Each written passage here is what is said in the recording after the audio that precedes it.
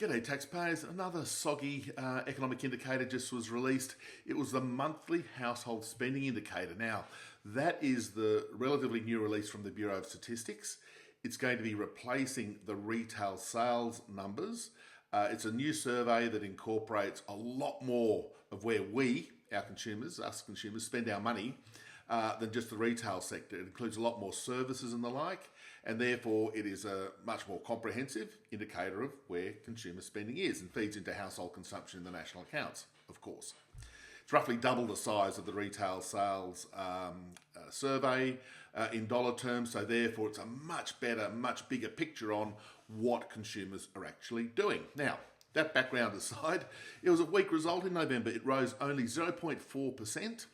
That included the Black Friday effect that we saw in the retail sales numbers yesterday. So goods sales rose by 0.9%, and that was where the Black Friday sales were mainly concentrated. You know, we know that electronic goods and clothing, these sorts of things, which are of course goods. We know that services spending actually fell in November.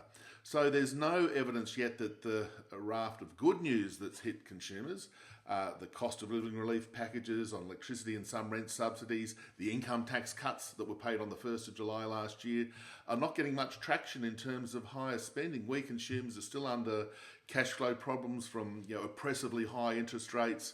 There is some discussion or talk about the labour market weakening, and of course you don't spend as much money if you actually lose your job, or if you're at threat of having lost your job, that you tend not to spend as much. So this combination of weak economic activity is sort of being reflected very, very clearly in the household spending indicators. So ahead of the RBA in a couple of weeks' time, another indicator that says cut, cut, cut. The RBA will be doing that. I don't want to flag the possibility of a 50 basis point rate cut on the 18th of February, but other people might. Weak numbers again.